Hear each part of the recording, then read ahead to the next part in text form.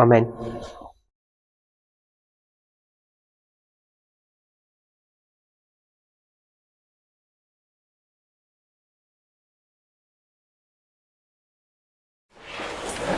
So people had some questions or some comments to make, and I said we'd pick them up now. I can't remember who had their hand up, who had a comment that they wanted to make. Was there someone over here?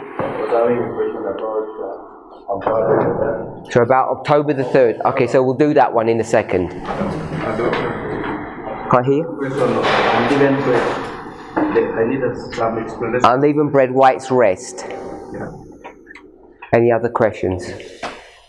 That question. When you asked what logic the Millerites were using, we said, okay, they understand the third decree is about the restoration of Jerusalem. But when they look at the first decree, he is in Babylon. Babylon is not Jerusalem. So he has to get to Jerusalem for the work to begin. So Sino says for 4 months they will travel. On the first or the 5th month they get to Jerusalem. But if you look at chapter 7, he was also required to go and restore the government. He says obviously it's not taking 2 or 3 days, but he approximates around 2 months to restore the government. So the actual work began on the 7th month. So, if we go to Ezra, the 3rd point, the logic that they're going to use for Ezra is that the decree, which is the 3rd decree, and interestingly enough, they're not even handling the 3rd decree in a Millerite thinking, so all of that is out of sync. They're going to say that his project is to restore Jerusalem. Restoring Jerusalem kind of sounds like restoring the sanctuary, or God's people are going to be restored. They're in Babylon, they're in captivity, and they need to come out of captivity. So from the spring to the summer, they're traveling. They get to Jerusalem in the 5th month, but part of their project was to not only go to Jerusalem with some treasures, but also to restore government. That's part of the restoration process. That's what you're saying? And it's the restoration process that's going to take some time, so they're going to use that as leverage to say, you're in the 5th month and it's going to take some time, maybe around 2 months, which will take you to the 7th month. When you get to the 7th month and you're going to complete this work, maybe you'd complete it by coming to the Feast of Atonement and making a complete work there to acknowledge that the work is completed. Is that what you're saying? So that's Ezra.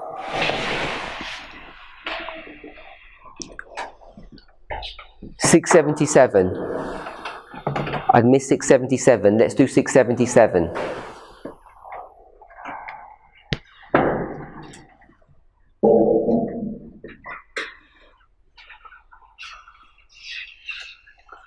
Are you looking or? Yeah. Okay.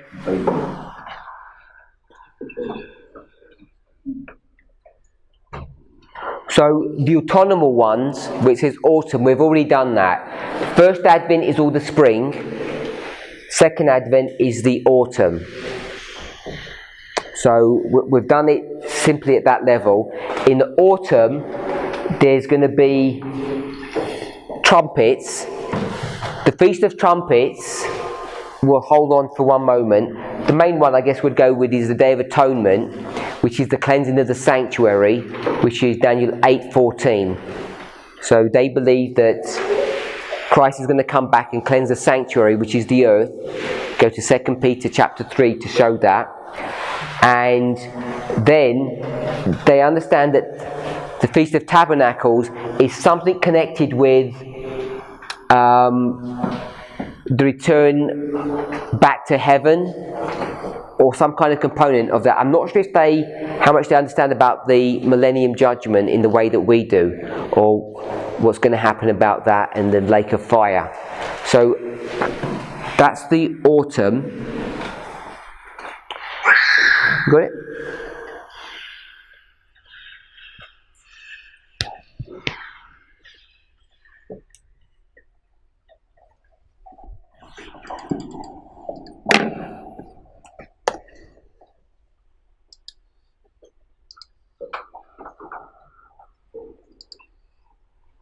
There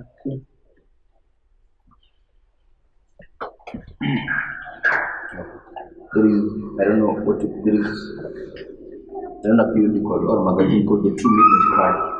He's a pioneer of CD rock. Sorry?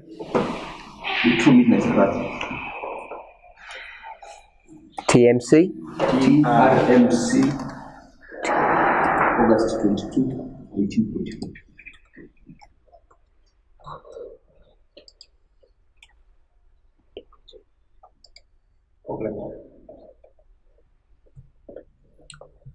August 22nd, 1844 by Samuel Snow.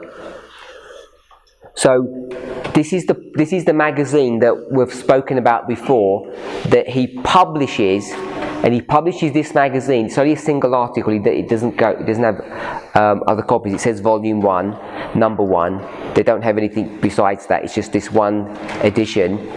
And he does that because they're not publishing his Midnight Cry message in the regular channels, so he sets up his own press, if you like. But he only does it once because afterwards they're going to pick up his message and they're going to use the regular press to do that. So where are we? 2.1. 7 times obedient, yet it has titles.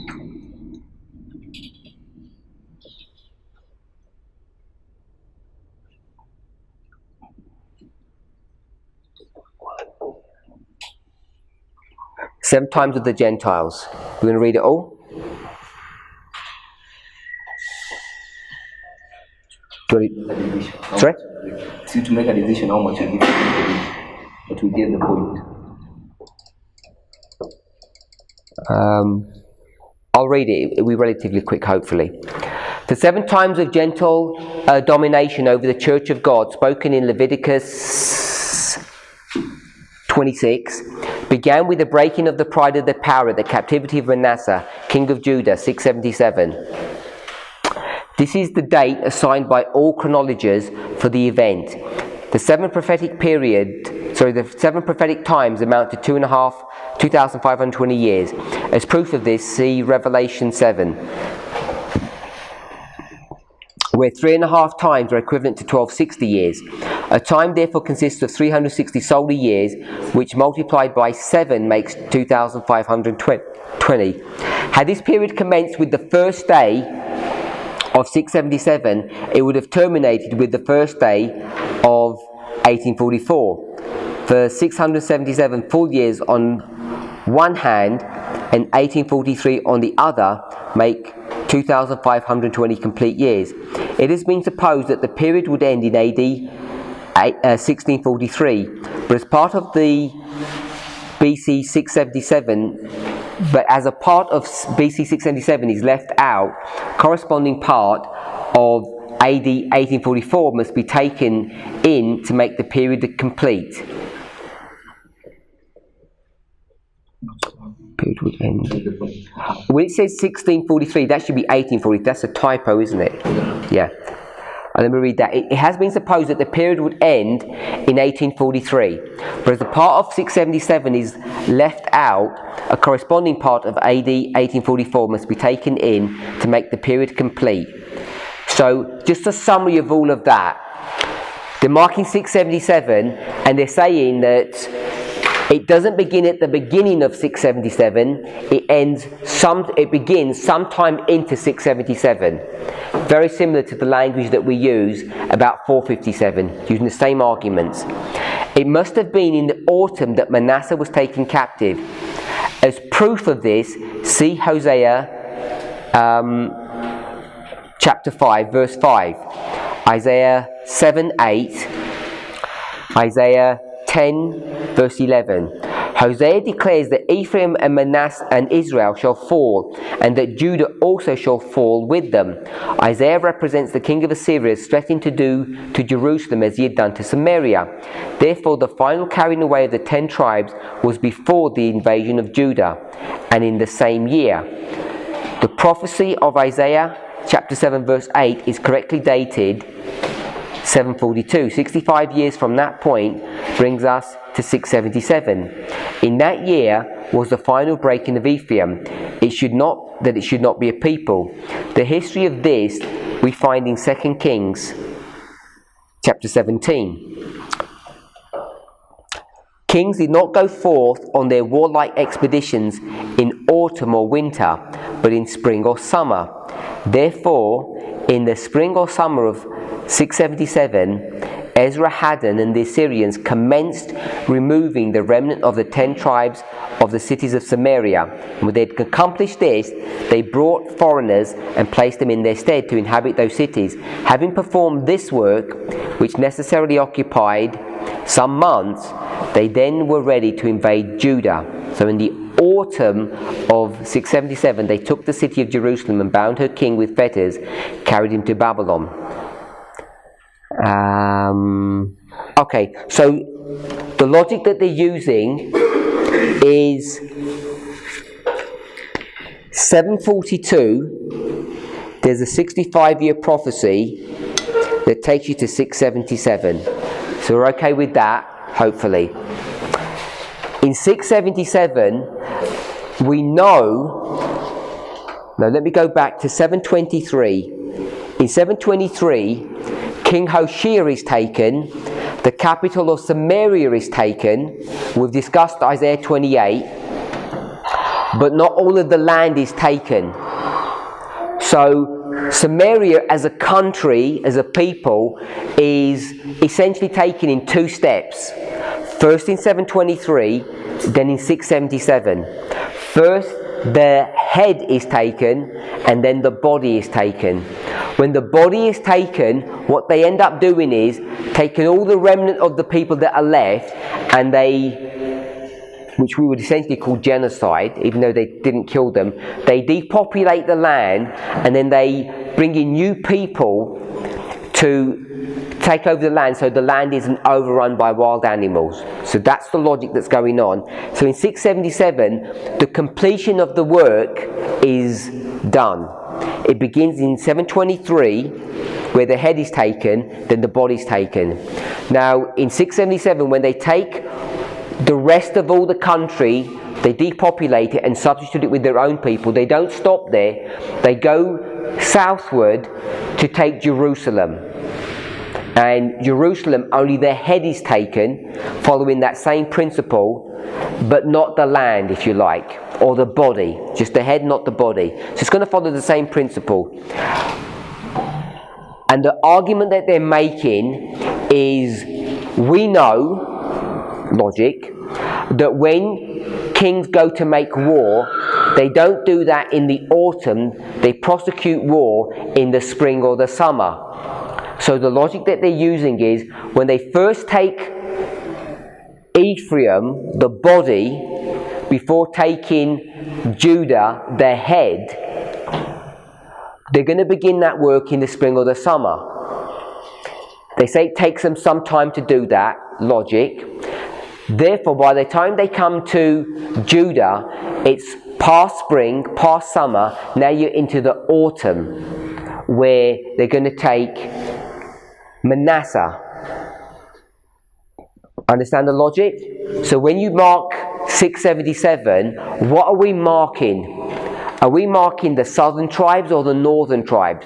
When Miller is doing the 677, 25-20. He's quite explicit about that. He says, I'm doing it with the southern tribes, not the northern, because if it's the northern tribes, he would depict 723. So if it's the southern tribes, it can't be the spring or the summer, because that's when the northern tribes were being dealt with. So he has to pick the autumn, and so you're going to go from autumn to autumn, not from spring to spring. Or you're not going to go from the beginning of 677, you're going to go midway into that. Have you understand the logic? So I like that logic. It's a nice logic, and it's all to do with when do you do what? When do you go to war?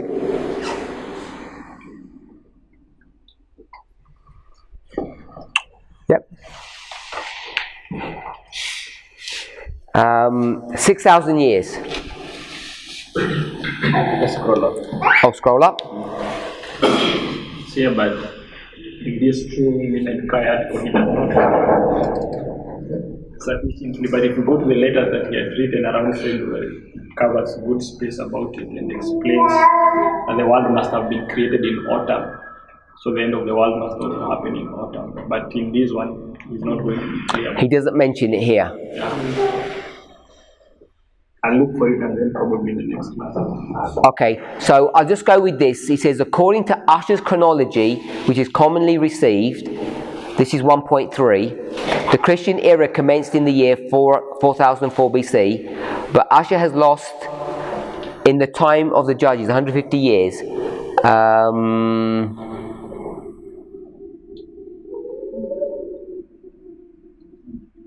Okay, so all he's going to do is, in this one, he doesn't say anything, but he's going to use Ussher's chronology.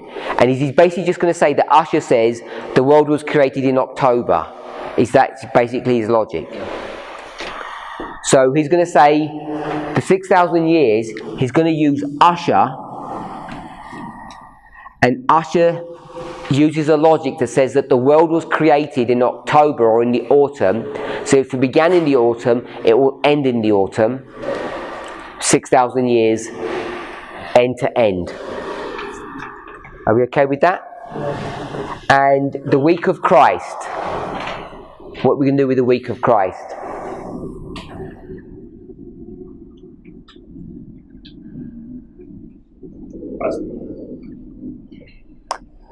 That is, first of all, there was a controversy where the midst of the week is.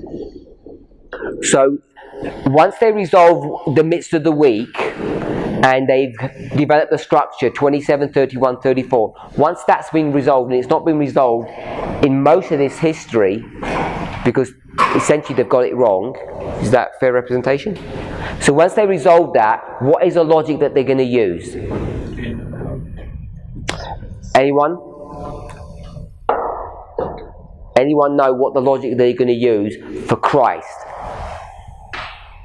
Put your hand up. Anyone else? Oh, you know Brother Wilson, yeah? Go Brother Paul, then Brother Wilson. Okay. Like when someone's not going to the book of Christ, it's going to identify the cross. The cross is that spring. The cross? Spring. Cross is in the spring. Yeah, and that is the middle of the week. And then we add the middle of the week, when you add 3.5 years, they will take you from spring to autumn. So at the end of 490, it is autumn. And when you're adding 1,810, then will take you from autumn to autumn. Okay. Brother Wilson?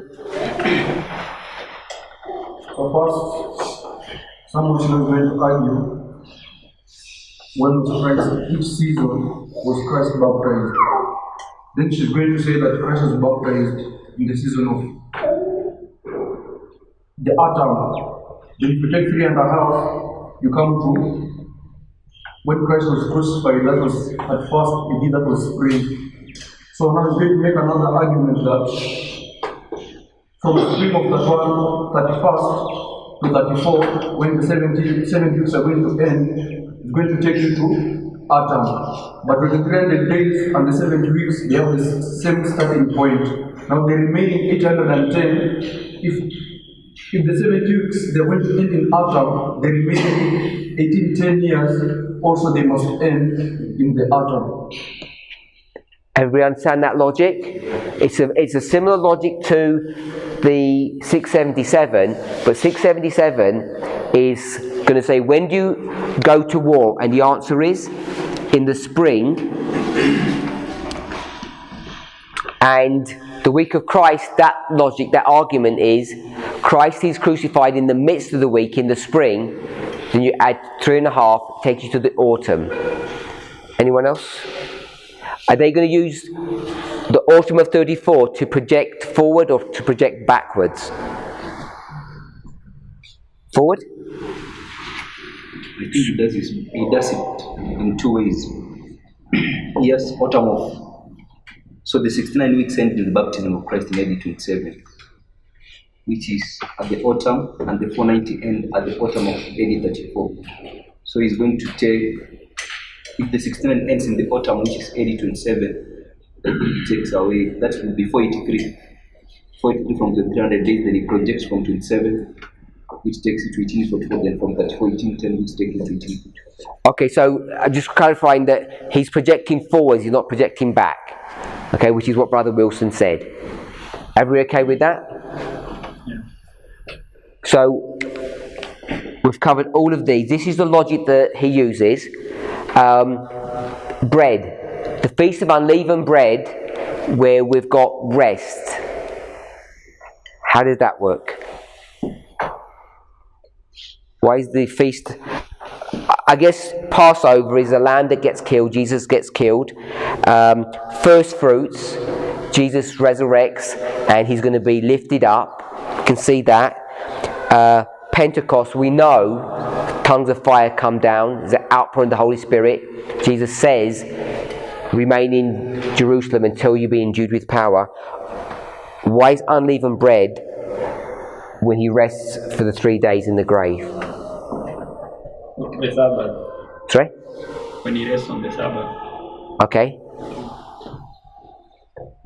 So the bit I understand about it is that leaven can be a symbol of sin. And to bake unleavened bread, Christ is the bread, and when he was lying on that tomb, he did not have sin, and that is what enabled him to rise up on the next Sunday that happened. I don't know, but for me it fits because of the structure.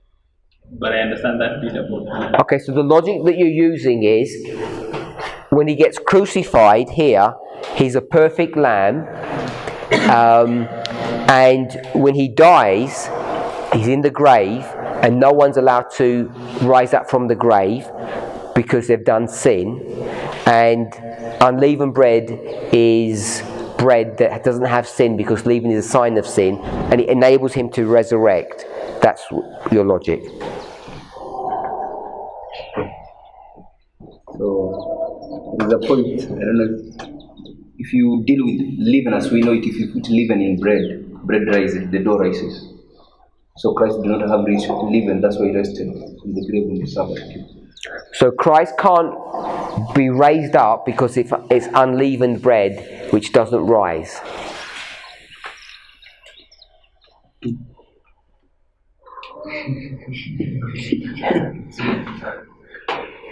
Brother Kevers, people find all of those answers funny, I don't know. I think I'm going to agree with Brother Robert. It's a little bit louder. I'm going to agree Yep. with Robert because when Christ came upon the face of the earth, 1,000 times, he became sin for us. In other words, our sins were placed upon him. And as he's dying on the cross, we know Story says that there was a separation, there was a pillar of darkness that separated him between the Father and the Son. Yeah, our sins have been put upon him. Is this Gethsemane? Yeah. Okay. So, Or the cross, when you said he's separated from the Father. yeah, but even the cross, I mean the cross, because You meant the cross? yeah, Okay. the cross, Father says that he will not receive the concept. His Father circumcised the face. I didn't hear what he said, the Father. I'm saying even the cross there was that kind of separation. Okay. Because the way says you read that of the cross that you do not see the Father circumcised the face. Okay. So I'm saying that the truth of our sins, in other words, yes, our sins were placed upon him and he became sin. And as he goes, as he dies, then he's resurrected in humans. So I agree with the logic that he had to fulfill that feast of the unleavened bread. Now, if we go to, I know that this is correct, What's the logic when you say he had to fulfill the Feast of Unleavened Bread? The logic I'm saying is when he partook of our sins, our sins were imputed upon him. So when he dies, he's going to resurrect in newness without that sin. Yeah. And I'm connecting this with, I think it's in Leviticus, when maybe I'm open for correction on this. The feast, there was a bread that was being baked, and they were to put leaven in it, but they were to bake it until the leaven was removed. Okay, we'll deal with that one in a moment, so I want to go to that. Was that part of your logic? I was trying if I can make a connection also. Okay, so let's make that connection then. So, the feast that you're referring to there is Pentecost, which is the wheat harvest.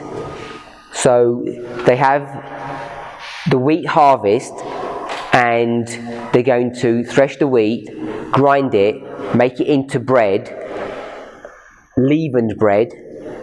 So it's got sin in it, and it's going to raise in the oven, and it's going to be baked, I'll say it this way, baked so hot that the leaven dies.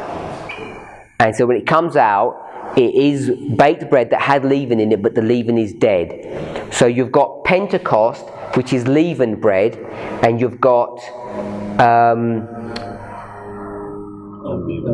was going to try and say it in another way. You've got the Feast of Unleavened Bread, which is unleavened bread. So you've got two separate feasts, and one is unleavened bread and one is leavened bread. So what is Pentecost dealing with?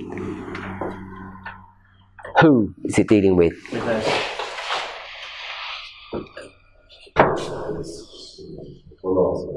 Sorry?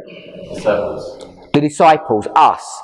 So it's dealing with us, and we know that whether you're going to mark 40 or 10, that there's a process of cleansing that's going on. So by the time you get to Pentecost, the sin problem is being resolved, and therefore when they're lifted up as a first fruit, those two loaves, the sin has been taken out of them, but they had sin in them. But Christ never had sin, even though he took sin upon him. He's a symbol of bread that never had any sin because it was unleavened, and they're a sign of people who had sin, but it's been driven out of them by the heat. The heat vaporizes or destroys the leaven. So you can make that connection. So the argument that the brothers are using about Christ here and the issue of leaven and sin, that he had no sin, therefore he's able to resurrect. He says, I am the resurrection and the life. He has his own innate ability to do that. Seems to have some sound logic to it when you compare the two first fruits, Feast of Weeks or Pentecost, and the Feast of Unleavened Bread. It's called Feast of Harvest. Sorry? Or the Feast of Harvest as well. Does that help a little bit? So they're recognizing that out of all of them, that's the weakest argument or logic that there is. But there is some kind of logic there, especially when you take the two first fruit offerings, the barley and the wheat. When you start looking at it that way, it seems to have some kind of connection there. So there is a quotation where it says that in the first Advent, those feasts were fulfilled in the time and the event. Mm-hmm. So what if you use this logic? Passover was 14th day of the first month. You skip bread, you count first fruits was 16th day of the first month, and you start again 50 days later, Pentecost. 15. Therefore, the bread we have there comes on the 15th, which is the exact date on the Feast of Unleavened Bread, the 13th. Say that again. Now the bread comes on the 15th day of the first month, and that is the exact time when the Feast of Unleavened Bread began to be celebrated for 7 days. Which is when Christ is resting. Yeah. So you're using not only the type, but the time. So when you use the time, it fits into that structure. Sistram? What was in the 7 days? of Sabbath? Because there's another version of the 7 days. It's in So I see a distinction between the period in the 7 days and the first day. The first day specifically, no survival work was to be done there, but in the rest of the days, people have done survival work, and also the 7th day of the Feast of Unleavened Bread, no survival work was to be done there. So I see the rest there with the rest on the first day of the Feast of Unleavened Bread. So that then makes the first day of the unleavened bread Sabbath. Yeah. So the first day is a Sabbath, and the 8th day is a Sabbath, I think. So I don't want to spend the class trying to hammer this out. There's an acknowledgement that we don't understand everything about it. If we're happy to move on just with that understanding, there's enough evidence that with respect to the time, it's the Sabbath where Jesus rests. There's a distinction between Jesus and his disciples. Jesus never had sin, always unleavened. The disciples were full of sin, but it gets burnt out of them by the trials that they have to go through.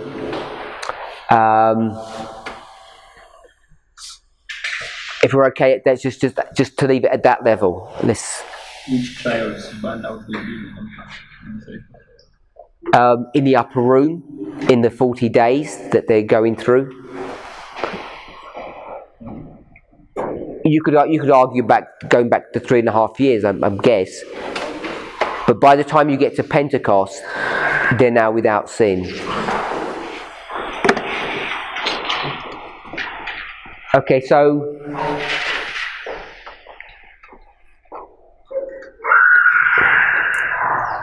why did we even go here for? Why did we even go to these feasts?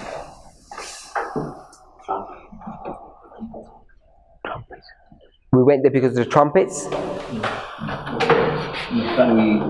We came here to April 19th, the increase of knowledge, and we were trying to give the argument. Oh yes, it's the increase of knowledge, and we're trying to give the arguments of what the increase of knowledge is. And it's 1, 2, 3, 4, 5 pieces of logic. 6,000 years, Usher says the world was created in the autumn. The week of Christ was crucified in the midst of the week, in the spring.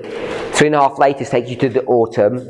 Ezra says it's all about the restoration of Jerusalem. Jerusalem is God's people. It can't be restored in the spring because they just left Babylon.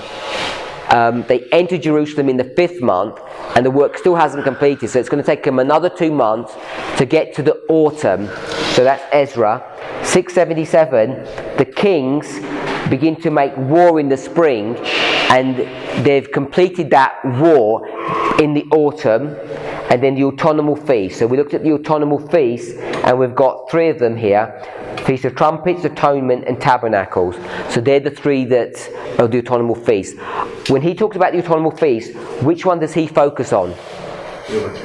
He just focuses on Day of Atonement. I don't think he really addresses the other 2. He addresses them. He does? Yes. In detail? Yeah. Okay.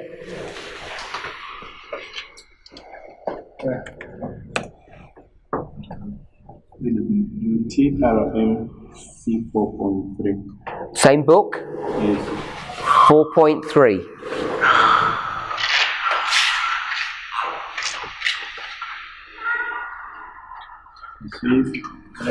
So I'll read.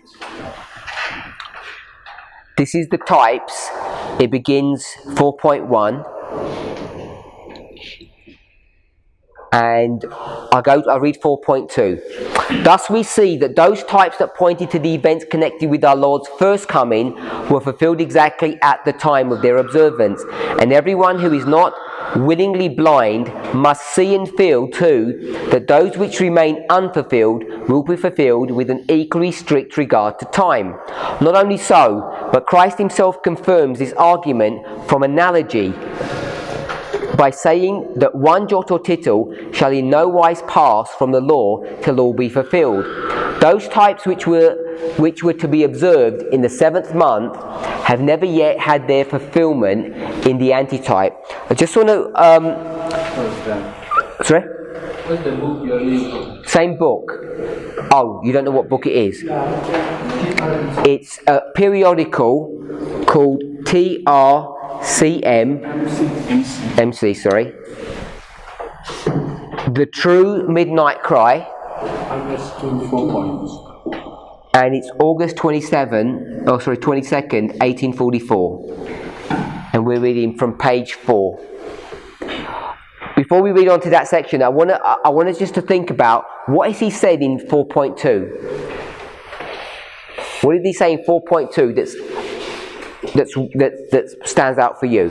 He's saying that there are feasts which have never been yet fulfilled in the type in Christ.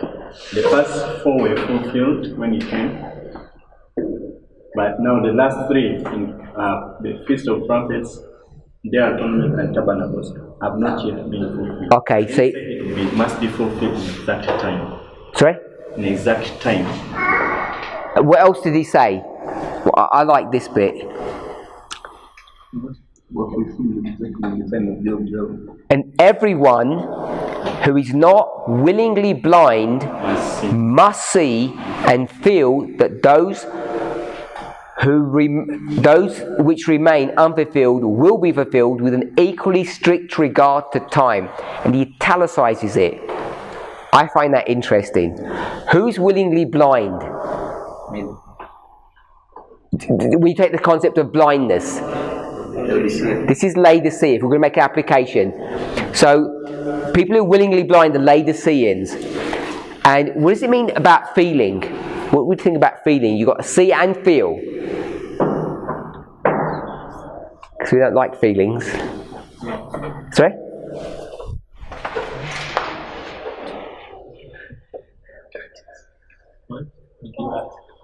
Why does he say feel? You must, everyone who is not willingly blind must see and they must feel. What does it mean they must feel? The power. The power. Conviction. Sorry? The evidence. Evidence. But you don't have evidence because it hasn't come yet, except if you're going to go to the past. I'm just wondering what feeling is.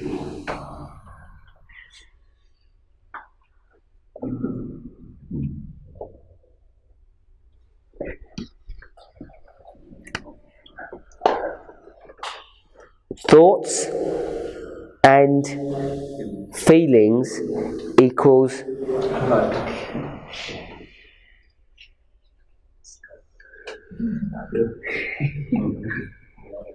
everyone who is not a Laodicean must see and feel.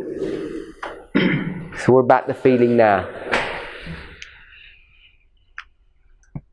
Who's the people that can see? Wise virgins. Sorry? Wise virgins. The wise virgins, only those people who have got the right thoughts and the right feelings, they're the only ones that are going to see. That those which remain unfulfilled will be fulfilled with an equally strict regard to time. So what's that telling you? If it's equally strict with regard to time. It means that the ones in the past were fulfilled in exact time. So equally, these ones must be fulfilled in exact time. You okay with that? The question is, what does that statement mean in our time? We know what it means in his time, because we're about to read it. It's clear. It means this Day of Atonement, October 22nd. He's saying we can predict it with exactness because we're going to be strict to time. What does that mean for us?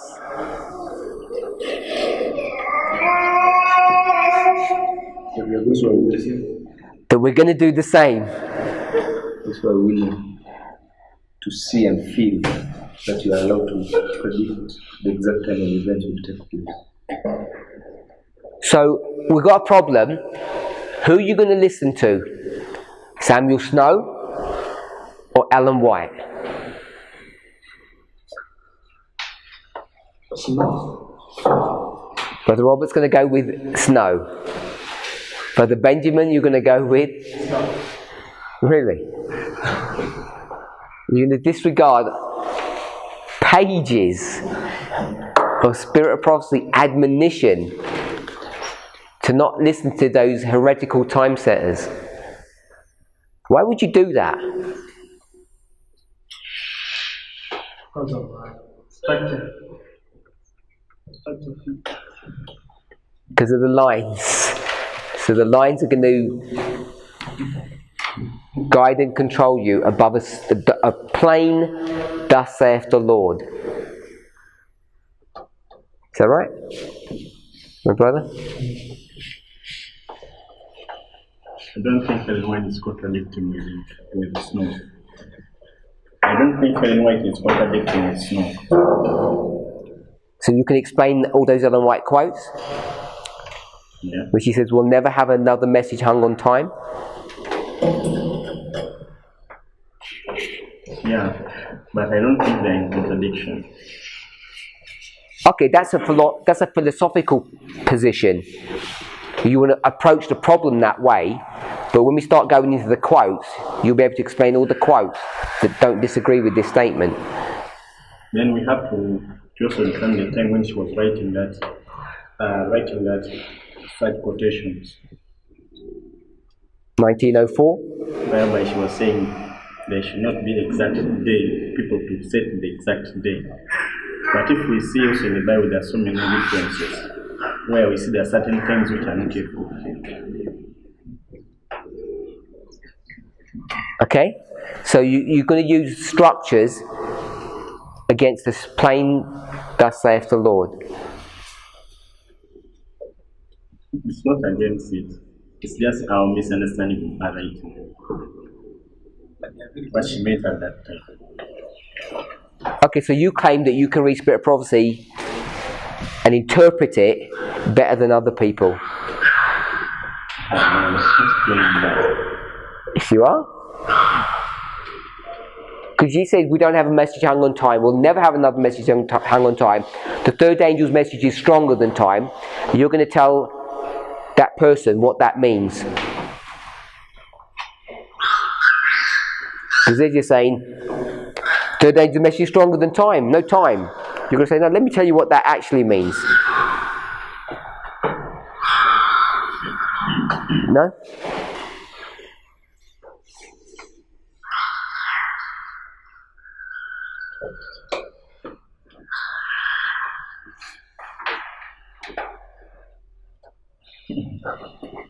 Your brother? Okay. What I can say is that Snow has the weight of evidence, and he's going against the wave that is saying no one knows the day nor the hour.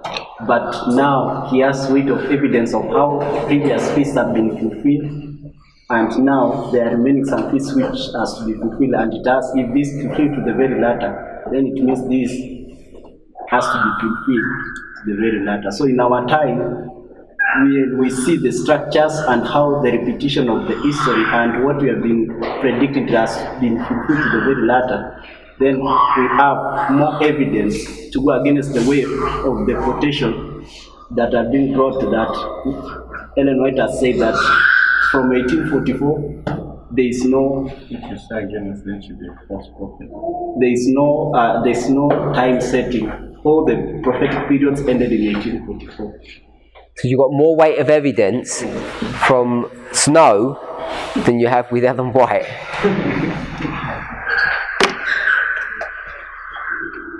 Okay. I like that bit. Not willingly blind, and you have to have the right character. Then you'll see that we're going to do this. Next paragraph. On the first day of that month, as we learn from Leviticus 23, was the memorial of blowing trumpets. Blow the trumpet in the new moon in the time appointed on our solemn feast day. But in the days of the voice of the seventh angel, when he shall begin to sound, the mystery of God shall be finished, as he hath declared to his servants, the prophets.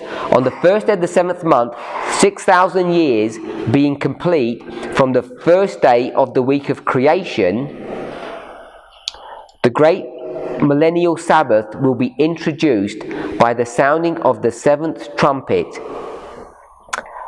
Another type is given in Leviticus 23, that is the Day of Atonement or Reconciliation on the 10th day of the 7th month, in which the high priest went into the most holy place of the tabernacle, presenting the blood. I'm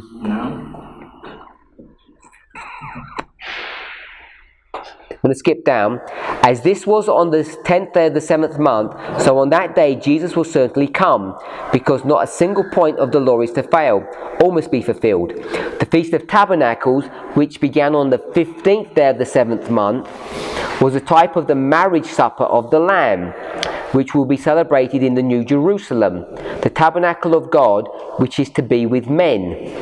We find that on the 10th day of the 7th month, in the 50th year, the Jubilee trumpet was always to be blown, and redemption granted to all the land. That any man read carefully the connection of this subject. Okay, so we'll stop there. So he mentions all three. He says tabernacles is the marriage supper of the Lamb in heaven. So that's okay. The Day of Atonement, October 22nd, I think we're okay with that. The Day of Atonement or Reconciliation, in which the high priest went into the most holy place of the tabernacle, presented the blood, which after on the same day he came out and blessed the waiting congregation of Israel. Now, the important point of this type is the completion of the reconciliation at the coming of the high priest out of the holy place. The high priest was a type of Jesus, our high priest. The most holy place, a type of heaven itself, and the coming out of the high priest, a type of the coming of Jesus the second time to bless his waiting people. As this was on the 10th day of the 7th month, so on that day Jesus will certainly come, because not a single point of the law is to fail. All must be fulfilled. What has he just said there, by the way? Which I think people often miss. We read earlier that those angels in this history were going to teach them what? What are those angels going to teach them? The important movement, is this a movement or move? The important move that Christ was going to make in heaven. And what was that? Holy place to the most holy place. Did the Millerites understand that? No. So let me ask you a question. Was Samuel Snow a Millerite? Yes. Did Samuel Snow understand that? They understood there was an important move to be made. Did Samuel Snow understand that important move that Jesus was going to make in heaven? He understood that there was a move. You just said no. But he didn't, and from most holy place to the earth. That's what he did not understand. Let's read that carefully then. Let's read it carefully. I'm saying he understood the Day of Atonement properly. It's what? It's one day. Christ is ministering in the holy place. On the Day of Atonement, he goes into the most holy place, and he says that's what Christ did. When he finished that, he comes out and goes to the earth, which is the second advent. You okay with that? So Samuel Snow knows everything that we know. What didn't he know? That one day is as hundreds of years to the Lord. He doesn't know that. We okay with that concept? Yep. I think often we're not aware of that. So let me just read that bit again. Now the important point in this type is the completion of the reconciliation of the coming of the high priest out of the most holy. So that's when he leaves. The high priest was a type of Jesus, the most holy place a type of heaven itself. Is that correct? High priest equals Jesus, earth and heaven, parable. Then it says the most holy place was a type of heaven. Where's the most holy place, the cleansing the sanctuary? Where's he marking it? Heaven or earth? Heaven. He's marking it in heaven. He's got it all correct. Do you agree with that, Brother Rogers? Just want to make sure that I'm reading it correctly. The most holy place on earth was the type of heaven itself. So he knows there's a heaven and earth. And the coming out of the high priest, a type of the coming of Jesus, the second time to bless his waiting people. So he comes out of the most holy place, is a type of the second coming to his people. So the most holy place is where?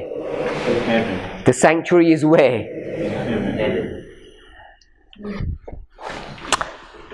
This all happens on the 10th of the 7th month, and not a single point of the law is to fail. All must be fulfilled. So in this argument, he mentions nothing about the earth being the sanctuary is going to be cleansed with fire. He's got it all correct. Therefore, it means Samuel Snow and Miller's logic of the 20th of the 7th month are different. Yes. Because Miller is saying that the earth is the sanctuary that is going to be cleansed. This guy is making a totally different. The question is, here the sanctuary is wrong. Here there's been a stagnation, there's an increase of knowledge. An increase of knowledge on what? The time and the time and the event. It's all been straightened out because that's the work of what angel? It didn't quite tell us. It just says angels. And I'm not trying to mean it's those angels. It just says, how did she say it? Someone remind me? Angels. About the work of Christ. What does it say about that? Where's it found? Sorry? 248. Which book?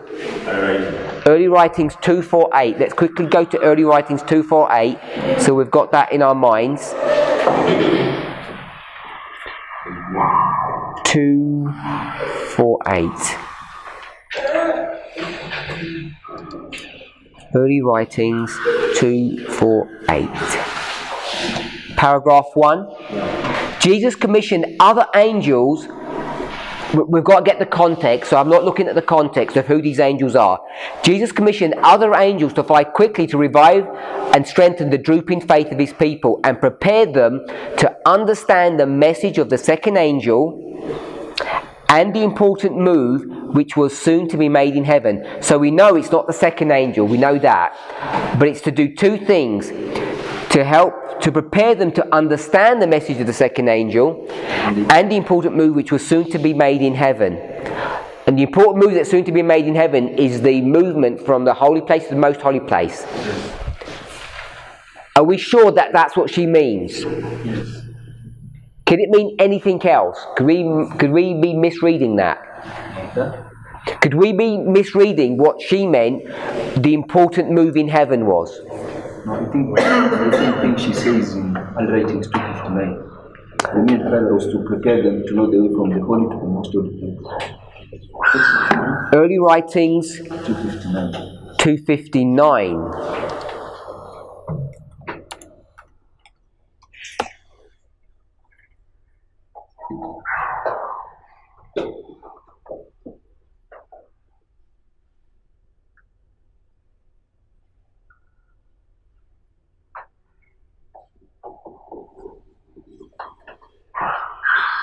And what am I reading? Go to Handwriting 260, paragraph 1. We may look with horror. Okay. But you can skip. Those who rejected the first message cannot be benefited by the second. Neither were they benefited by the midnight cry, which was to prepare them to enter with Jesus by faith into the most holy place of the heavenly sanctuary. So is that defining who those angels are? Those angels will need the midnight cry. These ones are the midnight cry. We know that. It says, it doesn't say angels here. It just says midnight cry. So when we go back to 248, do we know who those angels are? Are they the midnight cry angels? Are those these ones? Can we proof text that? Is that too fast for everybody? Who's that too fast for? A couple of people? So if I heard one people, it must be for a couple of people. Okay, the reason we're here is all I wanted to pick up was it said that angels were going to show them the important movement in heaven. And I assumed in 248 that the important move in heaven was holy to most holy. But then I asked the question, is that what she really means, or does she mean something else? So we went to another passage, and it was 260, 12 pages on. It says, the midnight cry was to prepare them to enter with Jesus by faith into the most holy place. So the midnight cry was to prepare you for the most holy place experience. He moves, you move.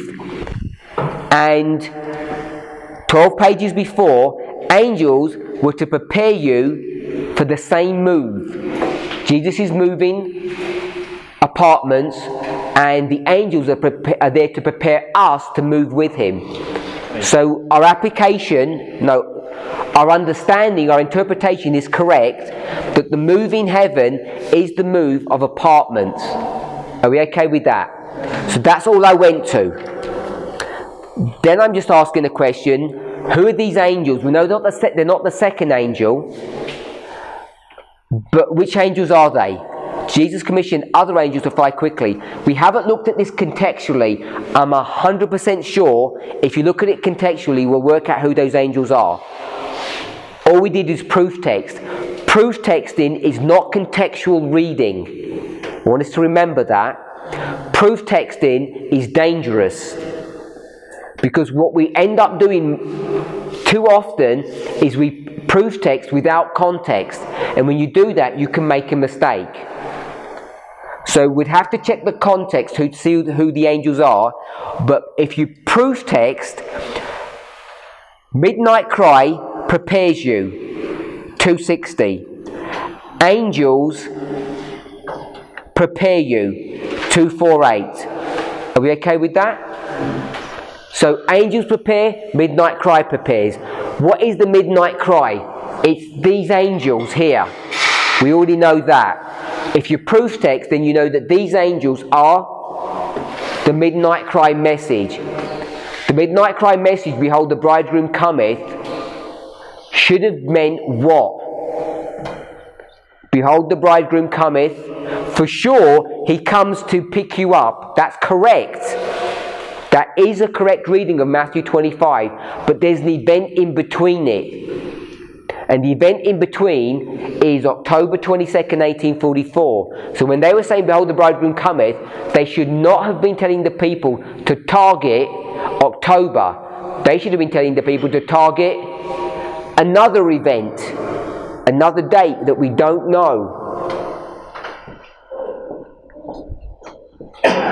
So, with this logic of the types, wasn't Samuel's law justified to be pointing people to look for Christ to come on October 22nd? Yes, because what he's doing, did everybody understand the question? Yes. Okay, so before we address that question, just want to make sure that we understand the point from 248 and 260. What is the point of 248 and 260, my brother? The point we have gone to 248 and 260 was to show that the angels the midnight cry is the angels. No, that wasn't the point that we wanted to get. We saw that, which was good, but what is the point that we wanted to pick up?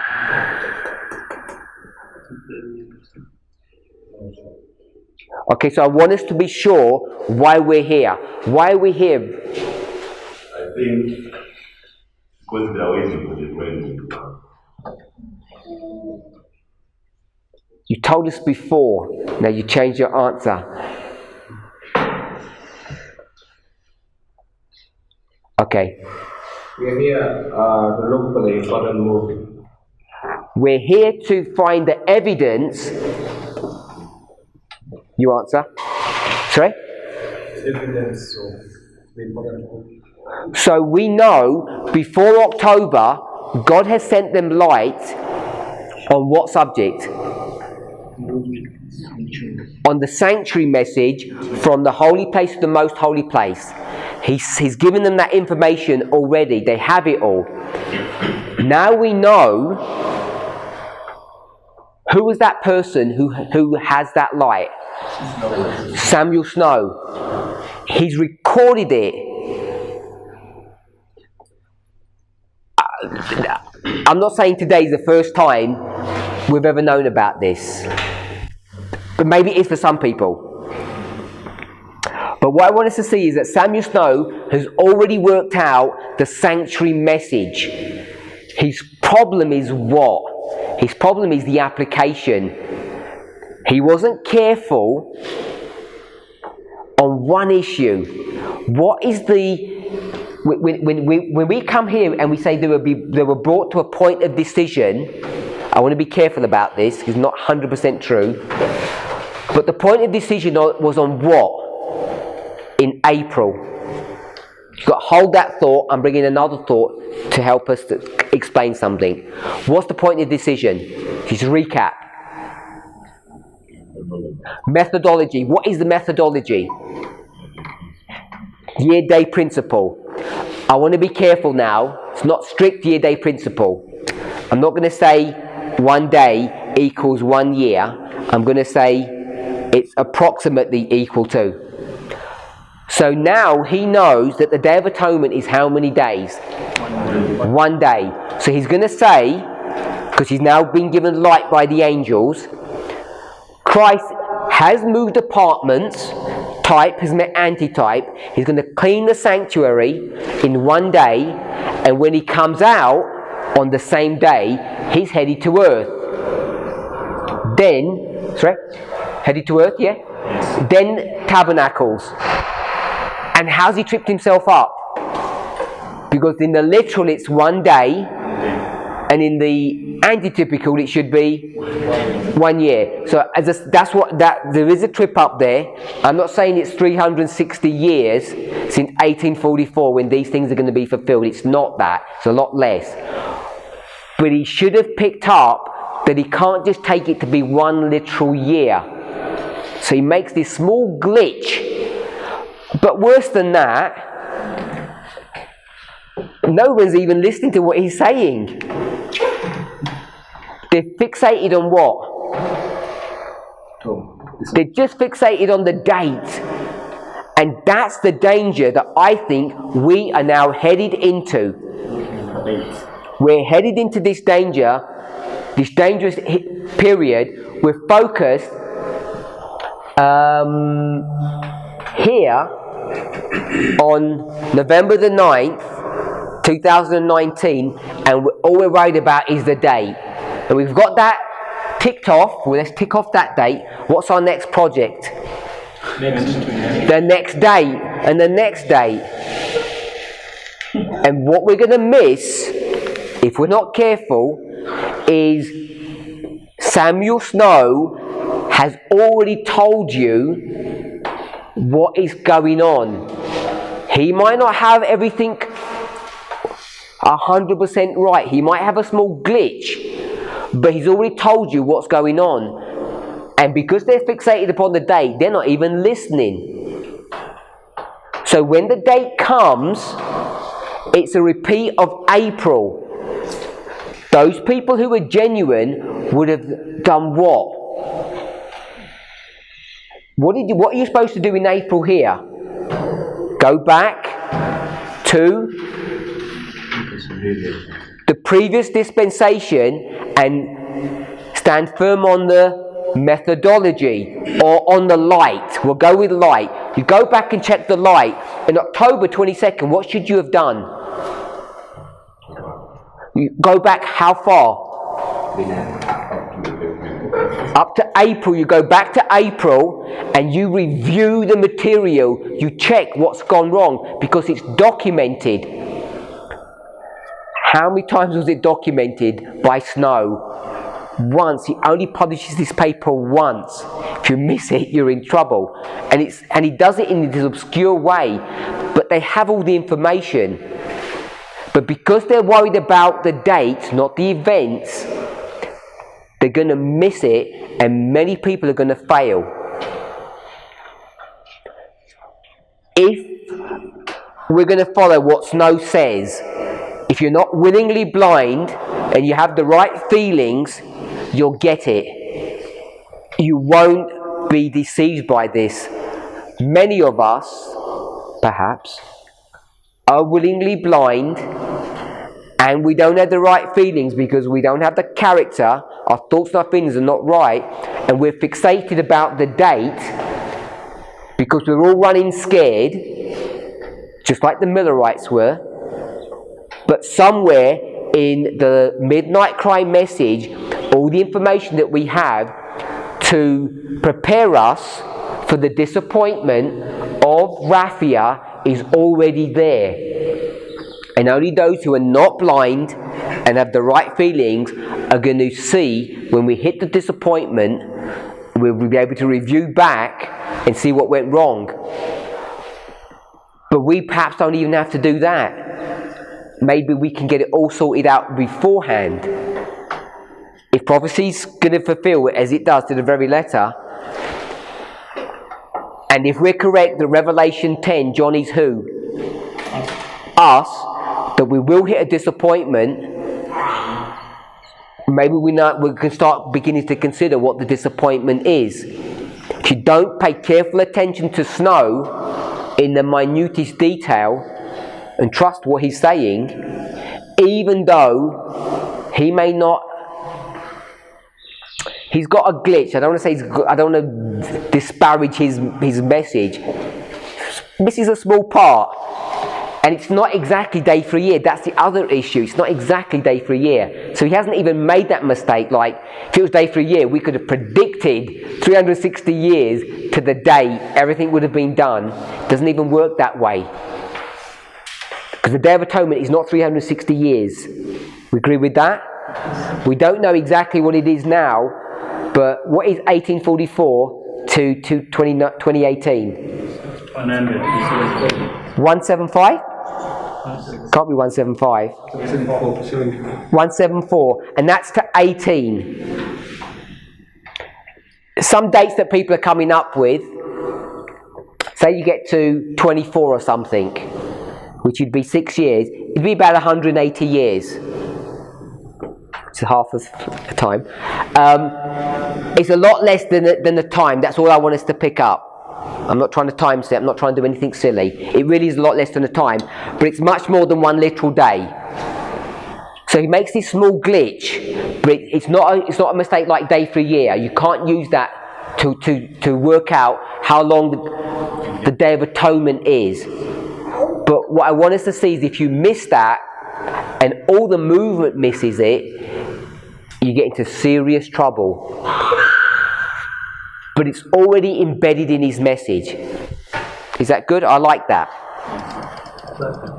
Comment, questions? What is his mistake? Because how can he work it out? He doesn't have. You go year day for a year Christo. He doesn't have a way to work it out. Okay, so brother. For me, he's just good. So brother Robert is saying he doesn't have a way to work it out. What does he need? Sorry? Yeah, but the methodology, they've got it all here. He can't use existing methodology. The existing methodology will bring the problem that you're saying about 360. Yeah, he can't use existing. So what does he need? Sorry? He needs an increase of knowledge. Is he going to get it? When's he going to get it? After the event. We're headed for disappointment if this is correct. Here, we know we're headed for it. Can't get out of it because we don't have the methodology in place because we're lazy. No. Why? So there's no The Lord has not. The Lord has got his hand because he's going to bring us to a point of decision. He's going to take the hand away afterwards. And those who make it, who trust Snow, who trust Miller, they trust Miller, then they have to trust Snow. Those who trusted Snow will come through. So if Brother Robert is correct, and it seems to be in agreement with what we learned about this way, Mark, that they don't have the methodology to work it out beforehand, because they don't have the increase of light. They have a methodology, they have all the rules set up, but they need some extra information, and it's going to bring them to a point of decision. With Samuel Snow, he's going to work it out. He knows that Day of Atonement is one day. Christ is about to return on October 22nd. He can't do anything else but that, because he doesn't have an increase of knowledge, and the existing methodology won't take you anywhere, because you can't use day for a year. So he's going to just use day for a day. What else can he do? At the best of his ability, he's okay. Not only is he okay, but he's in God's will. That's what I wanted to see. Miller here is in God's will when he says about approximately we don't know. That's God's will to bring them to a point of decision. Snow is in God's will as well, because God's will wants to bring us to a point of decision on October 22nd. So gave you the information. It's enough for you to know not to walk away from the movement. But then there's going to be an increase of knowledge, and that's going to go to another person, which is whom? Who's the other person that's going to come up? Hiram Edson. This is Hiram Edson. Who had their hands up? Who else had their hands up? No one? Just you. Actually, what I'm seeing, if God is showing us this beforehand, and I think for them God never show them as a corporate body. If we are the movement, we believe that that's what is going to happen. I think when we humble ourselves and pray now before it happens, God can give us the methodology to sort it out before it happens. And the disappointment may not be. I think God is testing us now before even it happens. Okay, so my brother said, I'm going to twist his words in a horrible way. I'm going to say, he's saying we can break prophecy. We can break the prophetic code. Do we think we can break the prophetic code, that we're not going to be disappointed? I suggested the opposite to you, because if the movement's correct, and John in Revelation 10 is us, not the Millerites, if that is correct, then we know we're going to be disappointed. So we can't destroy that. I'm not saying that we're correct, that that person is us and not the Millerites. Maybe we're wrong on that. Maybe you're right. Maybe we don't have to suffer that disappointment. But it seems to me, if the structure's correct, that they have 2 points of decision, that maybe we will have all of that. I'll just close by saying this. I'm suggesting April the 19th here is here.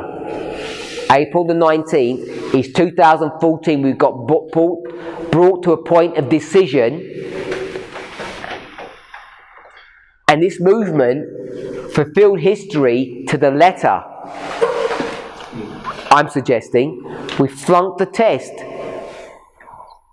I'll be careful if I say the movement. Lots of people in the movement did. Can't say the movement did. Lots of people did. Are we going to do the same thing again at the close of probation?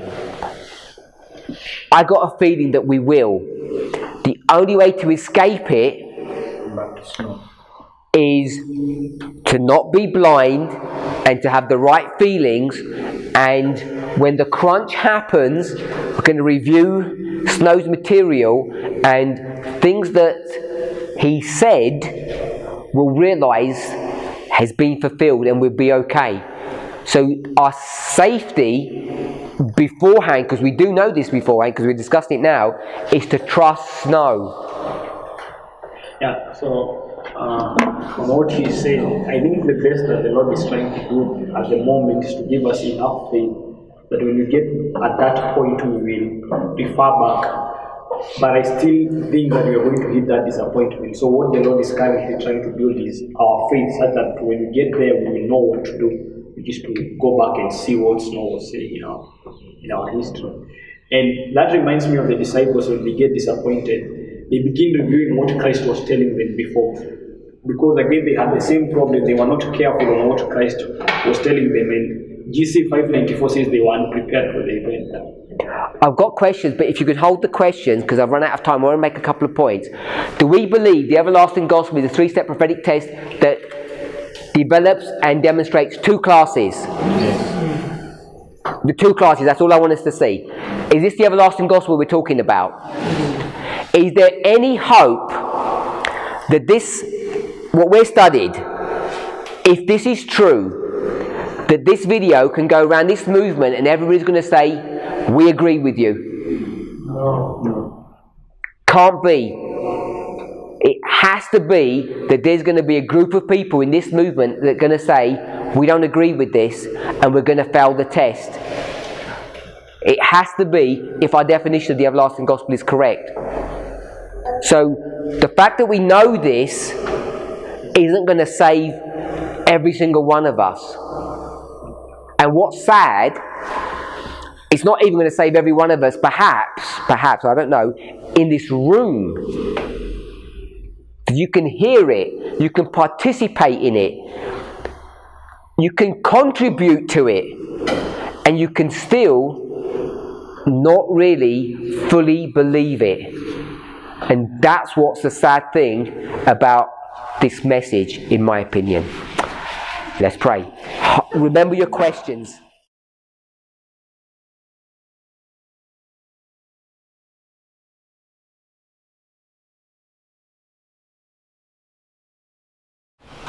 Our Heavenly Father, we want to give you praise and thanks. Lord, I want to give you thanks for the great light that you're showing us in this class about how the Millerite history worked, as you continue to bring to our minds things that we've even forgotten about, and when we bring them to the forefront of our memories, how they can have a new meaning for us today, here in the Midnight Cry history, that they never had in the past. Lord, help us to contemplate on these things. Help us to meditate upon them. May these things be the means of each of us evaluating our walk with you. Lord, please be with us and please guide us in these solemn moments of Earth's history. We ask for a special blessing upon the food that we're to eat also. In Jesus' name, Amen.